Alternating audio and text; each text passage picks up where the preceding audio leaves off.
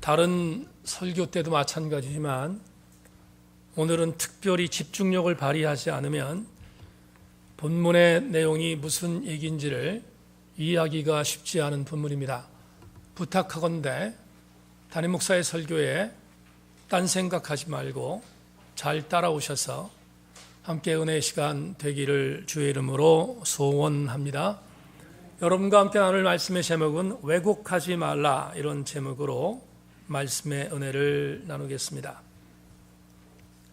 목회자들에게 익히 잘 알려져 있는 제3시대 그리스도교 연구소 실장으로 있는 김진호 목사가 엮은 당신들의 천국이라는 책이 있습니다. 이 책에서 김 목사는 대단히 중요한 보고를 우리에게 하나 전해주고 있습니다. 그는 이 보고서에서 후발 대형교회 세 교회를 진단하고 있는데, 여기서 후발 대형교회라는 단어를 설명하겠습니다. 대한민국에 10만 명 이상 모이는 교회들이 여럿 있습니다. 우리가 이런 교회들을 일반적으로 대형교회라고 하는데, 자생적으로 선발 대형교회라고 말할 수 있는 교회는 아마도 여러분 잘 아시는 여의도 순복음교회, 그리고 광림교회, 그리고 한경직 목사님이 심무하셨던 영락교회 정도일 것입니다. 그들은 한국의 근대사에 있어서 수많은 피난에서 내려온 사람들과 가난에 찌들려 있는 사람들이 함께 모여서 자생적으로 만들어진 그런 대형 교회일 것입니다. 그런데 김 목사는 당신들의 천국이라는 이 책에서 후발형 대형 교회 세 교회를 찾아 진단하고 그 진단의 결과를 소개하고 있는 보고서를 내고 있는데, 그 세 개의 교회는 역시 여러분이 잘 아는 전 이명박 대통령이 장로로 있는 소망교회, 그리고 이미 하나님이 부르신 옥하는 목사님이 심무하던 사랑의 교회, 그리고 역시 하나님이 부르신 고하영조 목사님이 심무하던 온누리교회라고 말하고 있습니다. 한국교회 옥하는 목사님 계실 때는 참 바람직한 교회였지만, 지금은 한국교회 가장 골머리가 아픈 교회로 변질된 사랑의 교회까지 포함하여 이 세 교회에 대한 여러 가지의 진단을 했고, 그 진단의 결과물을 슬프지만 이렇게 김 목사는 보고하고 있습니다. 오랫동안 소망교회에 교족을 두었던 이들은 한결같이 자신이 이 교회에 대하여 강한 결속과 귀속성을 느꼈던 이유를 안정성과 편안함에서 찾았고, 온누리교회와 사랑의 교회는 소비사회의 빠름이라는 가치를 재해석하여 신앙의 웰빙 보수화를 추구하였는데, 이것들이 그 교회 교인들에게 부합했다. 글을 읽다가 저 역시 나름대로 지성적인 것을 추구하는 목회를 하기 위해서 노력하다 보니 김 목사의 소망교회와 온누리교회와 사랑의 교회라고 하는 교회가 왜 부흥하게 되었는지를 진단하는 이 내용에 대하여 고개를 끄덕거릴 수 있었습니다. 조금 더 부연한다면 소망교회라는 교회는 강남벨트에 있는 사랑의 교회와 더불어서 성도들이 오면 참 편리한 여러 가지의 안락한 종교적인 비즈니스가 있는 교회인 것입니다. 뿐만 아니라 온누리교회 역시 강북에 있지만 온누리교회도 고객 중심 예배를 드리기 때문에 성도들이 오면 편리함과 안락함과 질 좋은 서비스를 공급받기에 수많은 사람들이 그 교회를 몰려들었고 결국은 대형교회화 됐다는 김 목사의 진단이었습니다. 이것은 전적으로 제가 이성적으로 고개를 끄덕거린 이유입니다. 그렇지만 김 목사가 말하고 있는 이 내용에 대하여 이성으로 고개를 끄덕거렸지만 저의 신앙적인 고백으로 이 내용에 대하여 공감하지 않았습니다.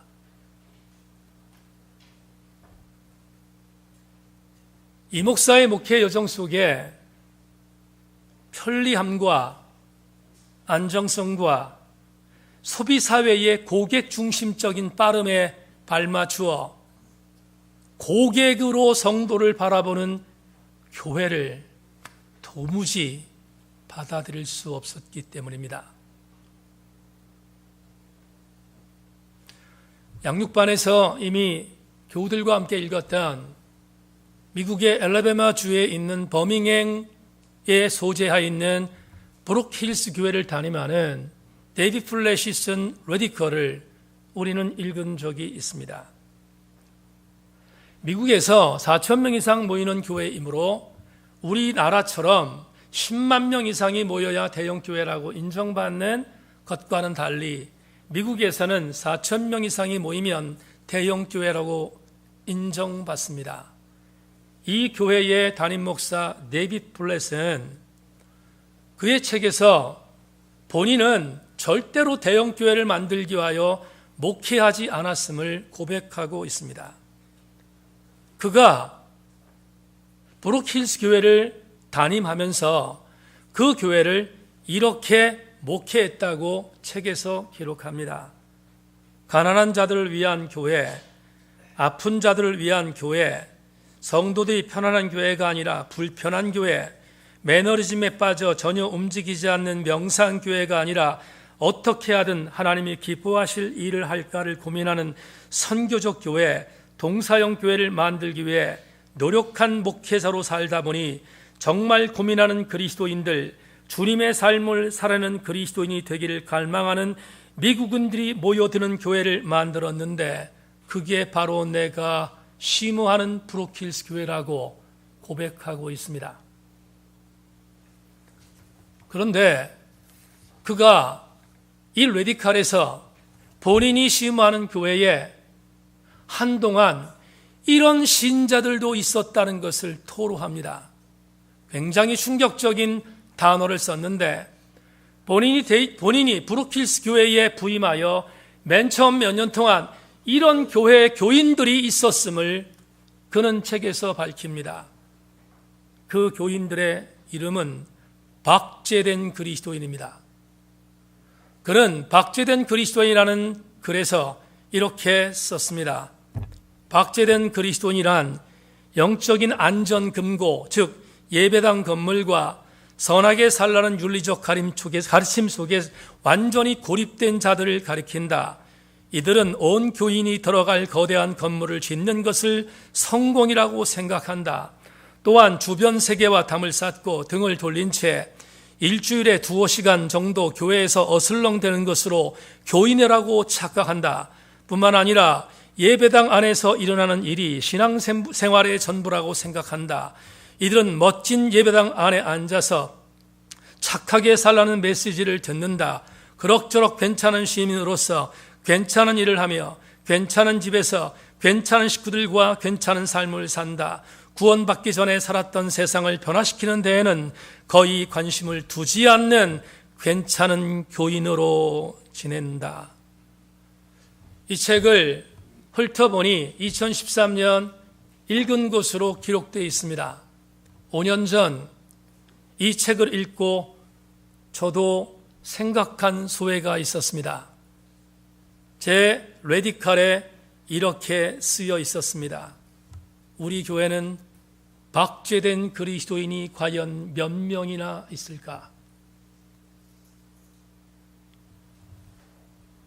사진 하나를 보여드리겠습니다. 스크린에 나오는 저 그림을 조금만 더 선명하게 뚫어지게 쳐다봐 주시기를 바랍니다. 어떤 노인의 왼쪽 손 엄지 손가락이 고름으로 차 있는 모습입니다. 저 그림이 무엇인지 소개하겠습니다. 우리 교회에서 함께 섬기고 있는 전남 말뚝교회를 취무하는 친구 목사가 동기단체 톡방에 올린 그림입니다. 이 친구 목사는 우리가 피선교지로 정하며 이 목사를 돕기로 결정한 이유는 제 개인적인 동기이지만 급성백혈병을 진단받고 골수 이식을 기적적으로 수술받고 살아난 친구입니다. 미국에서 교육통계학을 전공하여 박사학위를 받고 대학에서 교수로 있다가 급성백혈병 진단을 받고 죽다 살아난 그 친구는 자기의 원자리인 목사의 자리로 돌아와서 하나님이 어떤 교회를 맡겨주시든 목숨 걸고 평생 동안 사역하겠다고 결심하고 그리고 전남 신안군에 있는 말뚝교회로 내려가 10명의 노인들과 함께 교회를 섬기고 있는 친구입니다. 이 친구가 이 그림을 올려놓은 뒤에 동기들의 단체 톡방에 이런 글을 남겼습니다. 말뚝교회를 섬기는 노인의 모습입니다. 오랜 세월 바지락을 캐고 밭일을 하느라 손가락이 휘어 있습니다. 그 손에 염증이 생겨 퉁퉁 부었습니다. 육지로 나가야 하는데 비가 내리고 짙은 안개 때문에 여객선이 통제되어 육지로 나가는 길이 막혔습니다. 제가 준 항생제와 진통제를 너무 아파 한 번에 다 털어넣어서 그나마 통증이 조금 덜하다고 하는데 배는 안 오고 약을 더 달라고 하는데 혹시나 모를 부작용 때문에 더 드리지 못하고 있습니다. 어르신들, 우리도 그 자리에 갈 텐데 잘 섬기려 해도 현실의 벽이 너무 큽니다. 저녁에도 아프다고 하시면 약을 더 드릴까 합니다. 항생제도 상비약으로 의사한테 졸라서 조금 사놓은 것인데 요긴하게 사용되네요. 나도 진통제로 매일 지탱하면서 살고 있지만 할머니들 아플 때는 자식들이 돌봐야 하는데 자식들은 모두 육지에 살고 섬교회 목사가 어르신들 보호자가 돼서 모시고 다니고 병원에 입원시키고 매일 간병하는 게 저의 사역인가 봅니다. 오후 9시 16분 드디어 해경배가 어둠과 파도를 뚫고 왔습니다. 할머니가 손에 통증이 더하고 고름이 노랗게 보이기에 119 상황실에 전화했기 때문입니다. 119는 해경과 3자 통화를 시켜주었고 해경은 파도가 높아 어렵다고 하였습니다. 다시 119 상황실에 전화하여 헬기라도 보내달라고 주문하였습니다. 119에서는 이것저것 알아보더니 날이 어둡고 바람도 심하고 파도도 높아 헬기 운항이 어렵다고 하더군요. 다시 해경한테 전화하였습니다. 이 할머니 이러다가 무슨 일 생기면 책임질 거냐고 반 협박 반 애원 이러고 전화를 수십 통 6시부터 전화하였는데 7시가 지나고 8시가 되어서 해경에서 다시 묻더군요. 정말 필요하면 이 파도에 이 바람에 해경 경비정을 보냈겠다고요. 저는 당연히 보내라고 얼음장을 놓았습니다. 내 고집도 한 고집인데 2시간 만에 배가 어둠과 파도를 뚫고 도착했습니다. 해경배 운전수가 완전히 못 씹은 얼굴로 말도 안 붙이더군요. 그러거나 말거나 저는 할머니를 얼른 배에 태우고 보냈습니다. 신시도에 나가다 가는 119에 전화를 해서 구급차 대기시키고 군산 의료원으로 바로 후송시켜달라고 부탁하였습니다. 우리나라 참 좋은 나라입니다. 끝까지 울며 이를 갈며 조론이 응답되더군요. 해경과 119 상황실이 저 때문에 조금 시끄러웠을 겁니다. 할머니는 무사히 배를 타게 되었고 저는 밖에서 할머니를 태워드리려고 추위에 1시간 떨고 돌아왔습니다. 그리고 해경배 운전자에게 웃음 띄우며 이렇게 말했습니다. 지금 파도가 높으니 조심하십시오. 우리나라 해경 파이팅. 단체 톡방에 올린 동기 목사의 이 글을 읽다가 울컥했습니다. 감동받았기 때문입니다. 이번 주에 광고를 드린 것처럼 2박 3일 동안 동문대회가 열리는데 동기 모임에 참석해서 다른 친구들은 몰라도 이 친구는 따뜻한 밥 한 끼 대접하려고 합니다. 성도 여러분, 교회가 이 땅에 왜 존재해야 합니까? 서울에 앞에 설명했던 선발형 대형교회와 후발형 대형교회에 음악홀들이 있습니다. 마치 양재동에 있는 우리나라 최고의 음악홀과 같은 정말로 대단히 시설이 잘 만들어져 있는 음악홀들이 대형교회에 있습니다. 이 대형교회 홀에서 음악회가 열립니다. 이 대형교회의 음악회에 나오는 멤버들은 대한민국 최고의 뮤지션들입니다. 최고의 성악가들입니다. 최고의 시설과 최고의 오케스트라, 그들의 반주를 등입고 최고의 음악을 선사합니다. 매 주일마다 그들은 성가대석에 앉아서 성도들에게 수준 높은 음악을 제공합니다. 파이프 오르간의 웅장함은 예배를 드려 나온 많은 사람들에게 대단한 감동을 줍니다. 그 교회가 세워져서 그 교회에 수많은 사람들이 몰려들었습니다. 일주일에 한 번 그 기가 막힌 수준 높은 음악을 감상하면서 예배를 드립니다. 그들은 당연히 그 음악적인 그리고 현대인들이 경험할 최고의 가치를 만끽하며 예배를 드리고 있습니다. 그들은 편리합니다. 그들은 편안합니다. 그들은 안락합니다. 그런데 중요한 것은 헨리 나우엔이 아베 피에르가 단순한 기쁨에서 말했던 것처럼 일체의 신자들은 둘 중에 하나라고 했습니다. 하나는 타인과 공감하는 자이든 아니면 홀로 만족하는 자이든 둘 중에 하나인데 최고의 음악과 최고의 서비스에 고객 만족에 만족스러운 교회를 다니는 수많은 교회 신자들이 다니고 있는 교회가 왜 한국교회에 지금 최고의 문제거리가 되고 있습니까? 그 이유가 무엇입니까? 그들은 홀로 만족하고 있기 때문입니다. 타인의 공감을 전혀 관심 두지 않습니다.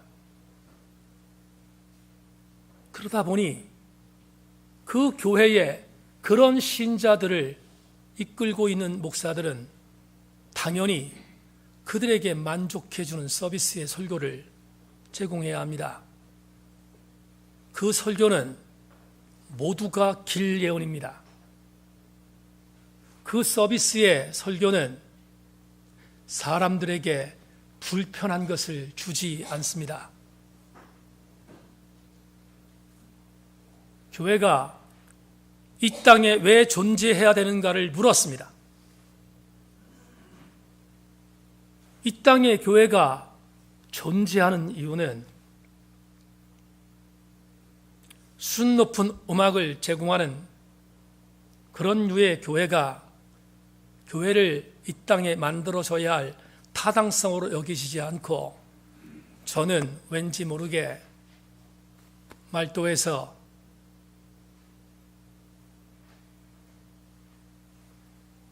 손가락에 고름이 들어 아파서 견디지 못하는 한 노인 성도를 위하여 발버둥치며 노력하는 친구 목사가 섬기는 교회가 더 생각나는 이유는 무엇일까?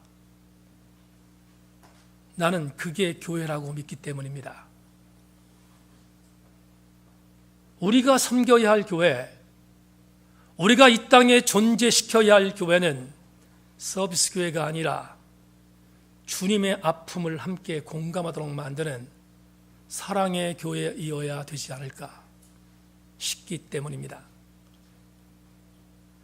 왜 교회가 왜곡되고 있는가? 왜 교회가 주님이 말씀하신 교회로 가지 아니하고 왜 왜곡되고 있는가? 간단합니다. 성서가 말하는 교회론을 비틀었기 때문입니다. 교회가 왜 성서가 말하고 있는 교회론에 대하여 비틀고 있는가? 성서가 말하고 있는 교회를 그대로 진행하면 무지하게 불편하기 때문입니다. 같은 맥락에서 우리는 오늘 본문을 해석해야 합니다. 오늘 본문은 생각보다 상당히 비틀어져 있는 본문입니다. 그래서 오늘 여러분과 나눌 본문은 음으로 양으로 한국교회에서 남성들에게 남성 중심적인 입장으로 성경을 비틀어 해석한 대표적인 구절입니다. 성경을 성경대로 해석해야 되는데 성경을 비틀어 해석한, 그래서 절대로 받아들이면 안 되는 성경의 대표적인 텍스트가 오늘 본문입니다. 저도 남자이다 보니까 남성들에게 편리한 성경 해석 싫을 리 없습니다. 그러나 남성들에게 편리한 해석을 행하는 성경은 성경을 성경대로 해석하지 않은 변질된 해석이기에 조심해야 합니다. 오늘 본문을 여러분과 함께 심도 있게 나누기를 원합니다. 33절 후반절부터 34절에서 여성들이 들으면 성경을 내던지고 싶은, 여성들이 들으면 성경을 팽개쳐버리고 싶은 기가 막힌 구절이 기록되어 있습니다. 모든 성도가 교회에서 함과 같이 여자는 교회에서 잠잠하라. 그들에게는 말하는 것을 허락함이 없나니 율법에 이른 것 같이 오직 복종할 것이다. 여러분, 여기 여성 교우들이 많지만 이 여성 교우들이 이 말씀을 들을 때 진정성을 갖고 아멘하는 사람이 얼마나 되겠습니까? 아무리 맹목적으로 신앙생활을 하는 사람이라 할지라도 여성 성도가 이 구절에 아멘하는 것은 쉽지 않을 것입니다. 그런데 이 성경이 성경 안에 있습니다. 이걸 어떻게 해석해야 되겠는가? 남자들은 쾌재를 부릅니다. 그래, 성경에 이렇게 기록되어 있으므로 여성들은 복종하고 잠잠하라고 공격하지 않습니까?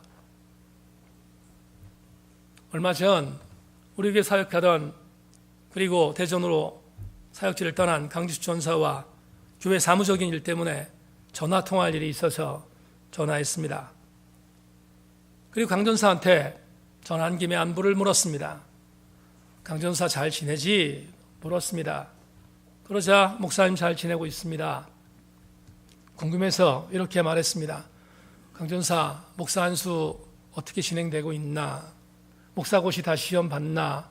등등을 물었습니다. 그러자 강주 전사가 이렇게 말합니다. 목사님, 목사 안수 입도 뻥끗하지 못하고 있습니다. 왜? 목사 안수 입으로 뻥끗하면 교회에서 쫓겨납니다. 한국교회는, 강주 전사가 심호하고 있는 기독교 대한성결교회는 법적으로 여성에게 목사 안수를 주도록 허용한 교단입니다. 그런데도 여성들에게 목사 안수를 주면 교회에서 청빙하지 않습니다. 왜 그렇습니까? 왜 여성들이 목사 안수 받는 것을 반대합니까? 음으로 양으로 성경에 왜곡된 영향이지 않겠습니까? 심지어 제 지인 목사님은 여성을 목사 안수 주는 교단에서 안수를 받았음에도 불구하고 그 교단이 여성에게 목사 안수를 주는 것이 통과된 그 다음에 교단을 탈퇴하여 다른 교단으로 옮겼습니다. 목사 안수를 주지 않는 교단으로 옮긴 것입니다. 대화가 되지 않습니다. 여러분, 왜 이런 어처구니 없는 일이 일어납니까? 오늘 같은 본문을 문자적으로, 축자적으로 그대로 해석하기 때문입니다. 그러나 오늘 본문은 아무리 곱씹어도 여성들에게 성차별적인 본문 텍스트로 해석해서는 절대로 안 되는 본문입니다. 지금부터 여러분에게 왜 본문에 이 구절이 있는지를 설명하고자 합니다. 여성들에게 사도 바울이 이렇게 말했습니다. 교회에서 잠잠하라. 그들에게 말하는 것을 허락하지 않았다. 오직 여성들이 행할 것은 하나다. 율법에 이른 것에 복종하라. 로마에서 사역하고 있는 마르트 교수는 이 구절에 기록되어 있는 율법이 과연 뭔가, 율법에 이른 것 같이라고 되어 있는데 그 율법이 과연 뭔가를 추측하다가 마르트 교수가 고린도전서 주석에서 이렇게 말했습니다. 아마도 바울 서신에 있는 이 율법은 창세기 3장 16절일 수 있는 가능성이 있다라고 진단했습니다. 창세기 3장 16절. 또 여자에게 이르시되 내가 내게 임신하는 고통을 크게 더하리니 내가 수고하고 자식을 낳을 것이며 너는 남편을 원하고 남편은 너를 다스릴 것이니라 하시고, 이 구절 때문에 아마도 바울이 이렇게 말했을 것이다 라고 해석했습니다. 그런데 본문을 해석하면서 이광돈 목사는 우리 교우들에게 이렇게 말합니다. 여자들이 교회에서 잠잠하라는 이 선포가 보편적으로 선포되는 것에 대하여 정면으로 거부합니다. 두 가지 이유 때문입니다. 그 두 가지 이유를 지금부터 말씀드립니다. 첫째, 왜 본문을 모든 여성에게 적용하는 본문으로 해석하는 것을 거부하는가? 첫째, 고린도전서 11장 2절로 16절에 모순되기 때문입니다. 무슨 말인가? 여러분, 우리는 고린도서 11장을 강의했습니다. 기억을 더듬어 보시기를 바랍니다. 고린도전서 11장 8절로 12절을 여러분에게 읽어드리겠습니다. 남자가 여자에게서 난 것이 아니요 여자가 남자에게서 났으며 또 남자가 여자를 위하여 지음을 받지 아니하고 여자가 남자를 위하여 지음을 받은 것이니 그러므로 여자는 천사들로 말미암아 권세 아래 있는 표를 그 머리 위에 둘지니라. 그러나 주 안에는 남자 없이 여자만 있지 않고 여자 없이 남자만 있지 아니하니라. 이는 여자가 남자에게서 난 것 같이 남자도 여자로 말미암아 났음이라. 그리고 모든 것은 하나님에게서 났느니라. 이 구절을 선포하면서 여러분에게 강의했던 내용이 기억나십니까? 고린도서 11장 이 본문이 뭡니까? 사도 바울이 고린도 교회에 예배가 진행될 때 고린도 교회 안에 있는 여성들은 교회 예배를 나오면 머리에 너울을 쓰라고 권고한 것입니다. 지금으로 얘기하면 미사포 정도일 것입니다. 미사포를 써라. 그러면 남성들은 미사포를 쓰지 않는데 왜 여성들이 미사포를 써야 하는가? 이것부터가 성적 차별이다라고 공격할 수 있는데 제가 11장을 강의하면서 말했습니다. 절대로 성적 차별이 아니다. 이건 오히려 성별이었다고 말했습니다. 웬 그런가? 여러분, 고린도 교회라고 하는 교회가 있었던 장소, 고린도는 성적으로 타락한 도시였습니다.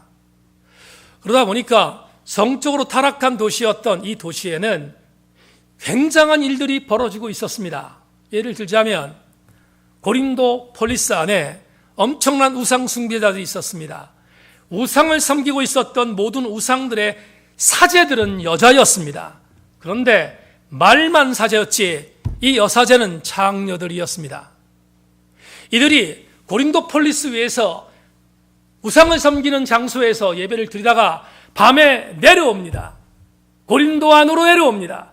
그리고 수많은 남성들과 잠자리를 같이 했습니다. 그들이 바로 고린도 폴리스 안에 있었던 여자 사제들이었습니다. 그런데 그들은 특징이 있었습니다. 어떤 특징이 있었는가? 이 여자 사제로 빙자한 장녀들은 고린도 안에 있었던 부유한 여자들을 본받았습니다. 그 여자들은 어떤 여자였습니까?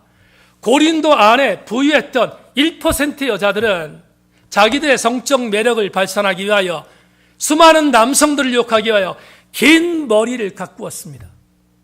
그리고 긴 머리를 가꾸어서 그 긴 머리를 여성들의 성적 매력의 하나의 포인트로 정해서 수많은 남자들을 유혹했습니다. 정말로 위험한 것은 고린도의 1% 정도에 해당되는 부유한 여성들, 그리고 여사제로 빙자있던 장녀들이 긴 머리를 갖고 그렇게 남성들을 유혹하자 바울이 더 이상은 안 되겠다 생각하고 고린도 교회 안에 있는 여성들도 그렇게 이미테이션하는 것들을 방지하기 위하여 머리에 너울을 쓰라고 한 것입니다. 그것은 차별이 아니라 성별이었습니다. 뿐만 아니라 이 성별을 강조했던 사도 바울은 이렇게 선포했습니다. 너희가 여자들을 깔보고 여자들을 차별하는데 분명히 선포한다. 그리고 고린도전서 11장에서 선포한 내용이 뭡니까? 혁명이었습니다. 여자에게서 남자가 난 것이 아니요 남자에서 여자가 난 것이 아니라 하나님 앞에서 동등하다고 말한 것입니다. 그렇다면 사도 바울의 이 선포는 대단한 혁명이지 않습니까? 성차별을 금지한 것입니다. 그런데 11장에서 이렇게 말했던 사도 바울이 12장, 13장을 건너뛰고 14장에서 여자들은 교회에서 잠잠하라 말이 됩니까? 말이 안 됩니다. 되지 않습니다. 이율배반입니다. 모순입니다. 여러분 같은 성경을 쓰고 있었던 고린도전서를 쓸 때는 같은 현장에 쓰고 있었는데 어떻게 이렇게 다른 이율배반적인 것들을 말합니까? 그래서 고린도전서 14장은 해석이 필요합니다. 고린도전서 14장에서 오늘 이야기하고 있는 여자는 교회에서 잠잠하라 했을 때 이 여자에 대한 해석을 잘 해야 합니다. 이 여자는 두 종류의 여자였습니다. 첫째, 이 여자들은 14장에서 우리가 봤던 것처럼 방언을 신비적인 은사주의로 바꾸어서 방언을 자랑질하고 예언을 신비적인 은사로 바꾸어서 자랑질하던 여자들이었습니다. 다시 말하면 오늘 사도 바울이 14장에서 말하는 여자는 교회에서 잠잠하라고 했던 여자는 특정 소수의 여자들이었다는 것입니다. 은사를 자랑질하고 있는 여자들, 그들이었습니다. 또 하나, 이 여자는 기혼 여성이었습니다. 미혼 여성이 아니었습니다. 무슨 말인가? 오늘 본문에 보면 35절에서 이렇게 말합니다. 만일 무엇을 배우려거든 집에서 자기 남편에게 물을 지니 여자가 교회에서 말하는 것은 부끄러운 것이다. 남편에게 물어야 할 것을 교회에서 물었다는 증거가 나옵니다. 그렇다면 이 기혼 여성들은 어떤 여성인가? 조금 전에 11장에서 말했던 것을 접목합니다. 사도 바울이 머리에 너울을 쓰라고 했는데 듣지 않습니다. 그리고 자기의 성적인 매력을 발산하기 위하여 머리에 너울을 쓰지 않고 그냥 교회 나왔던 긴 머리를 갖고 있었던 기혼 여성들, 이들은 자기의 성적 매력을 남편한테 보이는 것은 중요하지 않습니다. 매일 입을 같이 덮고 사는 남편에게 성적 매력을 보는 게 뭐 중요합니까? 그런데 고린도 교회 안에 있었던 수많은 남성들에게 자기의 모습을 보이는 것은 성적으로 굉장히 매력적인 것이었습니다.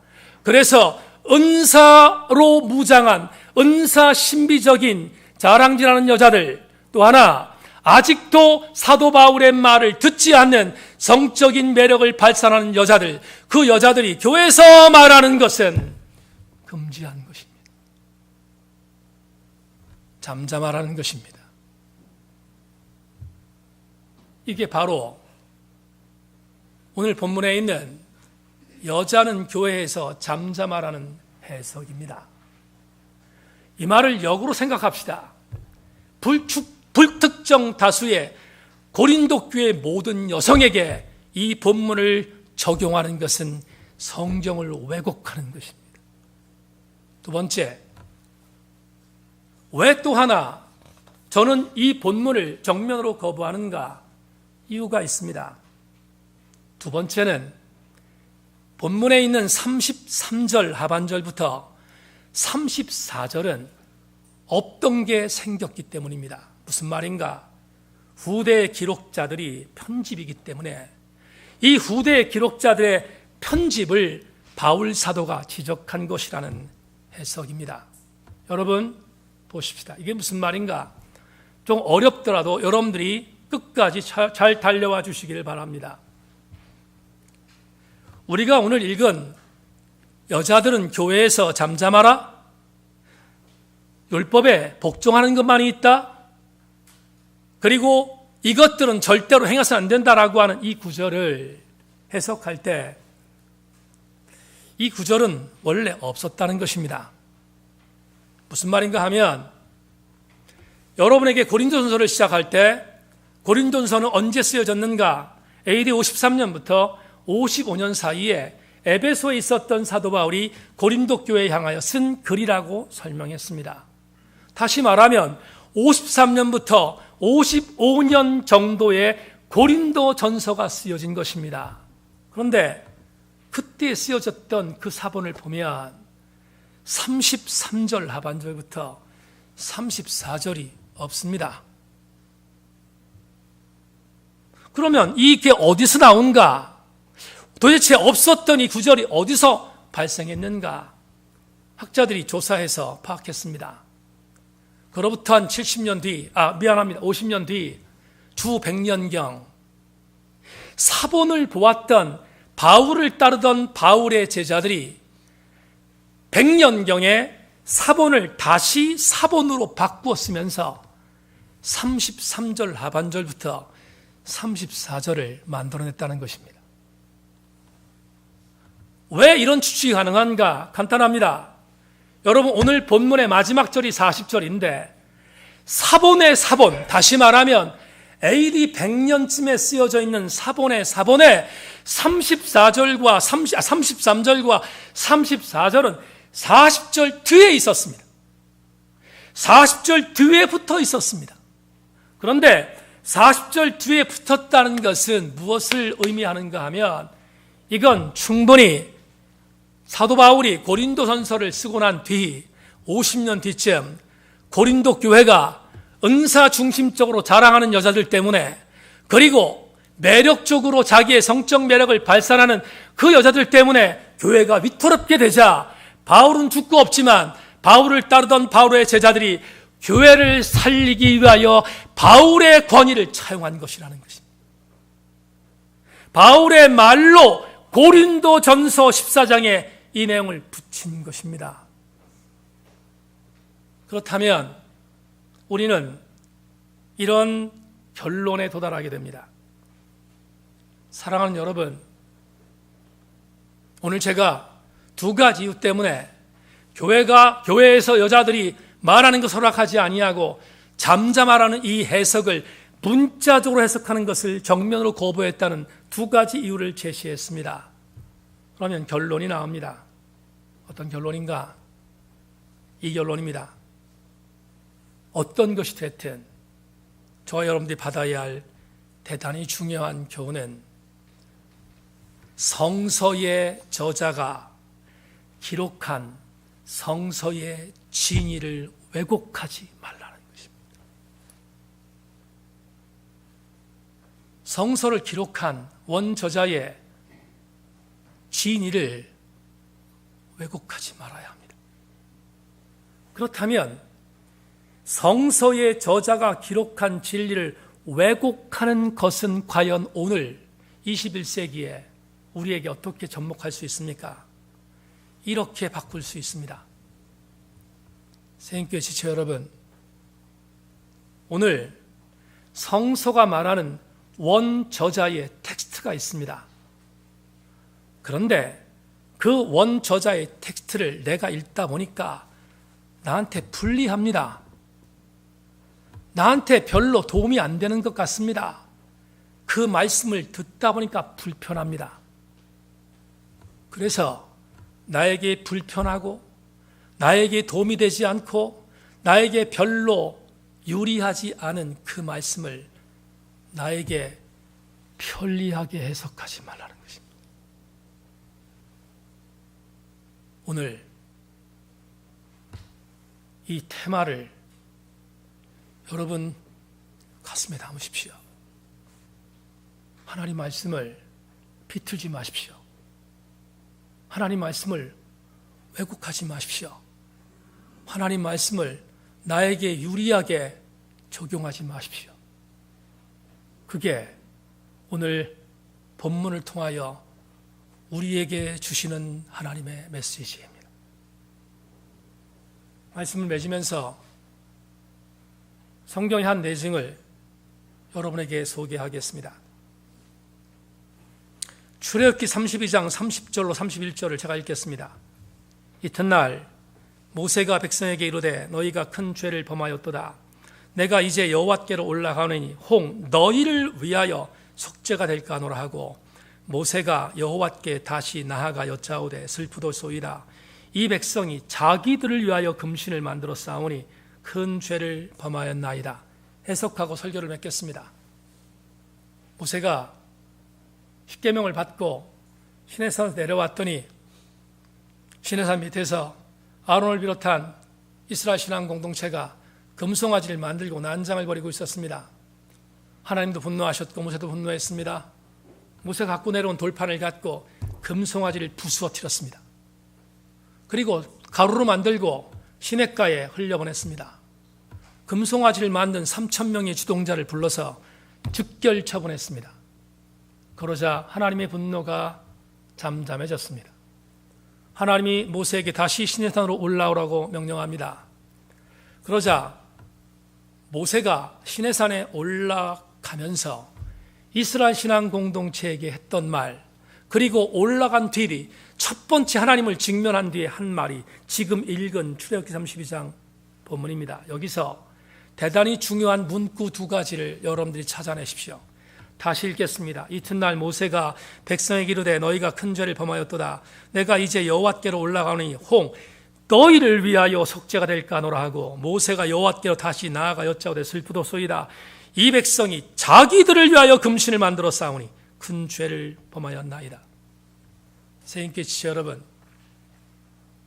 성서의 진리를 왜곡하는 것은 성서가 말하고 있는 진짜의 진리를 왜곡하는 것은 한 가지입니다. 성서에 기록되어 있는 진짜의 의미를 철저하게 나의 이기적 도구로 사용하는 것입니다. 반대로 내가 진짜로 추구해야 할 그리스도인들의 성서 해석은 언제나 하나님 앞에서 하나님이 말씀하신 의도를 파악하는 것입니다. 우리 새인교회 지체들이 하나님의 말씀을 나에게 불편하다고, 나에게 불리하다고 말씀을 비틀지 않기를 소망하고 말씀을 말씀대로 해석하여 하나님이 원하시는 진리를 깨닫는 우리 교우들 되기를 주의 이름으로 축원합니다. 김기성 목사님 책에서 이런 글을 읽은 적이 있습니다. 여러분, 성전에 두 사람이 와서 기도했습니다. 한 명은 바리새인이고 한 명은 세리입니다. 바리새인이 뭐라고 기도했습니까? 이렇게 기도했습니다. 하나님, 나는 저 세리와 같지 않은 것을 감사합니다. 주님이 비유하시면서 바리새인의 외식에 대하여 질타하셨습니다. 성경은 그렇게 끝납니다. 그런데 김기선 목사님 책에서 기가 막힌 역발상의 글을 발견했습니다. 바리새인의 기도가 나쁘다고, 바리새인의 기도는 외식적이라고 공격하는 것과 똑같은 세리의 기도가 있다는 것입니다. 어떤 것인지 여러분 아십니까? 바리새인의 기도가 나쁘다고 공격하는 그 바리새인의 기도와 전혀 다르지 않은 또 다른 세리의 기도가 있습니다. 김 목사는 이렇게 말합니다. 세리가 이렇게 기도합니다. 하나님, 나는 저 바리새인과 같지 않음을 감사합니다라고 기도한다면 그 세리 역시 초록이 동색인 것입니다. 세리를 왜 주님께서 기뻐하셨습니까? 바리새인의 외식과 달리 세리는 하나님 앞에 얼굴을 들었기 때문입니다. 성서를 왜곡하지 맙시다. 우리 모두와 함께 성서의 저자가 말한 진리를 하나님 앞에서 정직하게 받아들고 하나님 말씀 안에 온전히 서가는 우리 교우들 전체가 되기를 주님의 이름으로 축원합니다. 하나님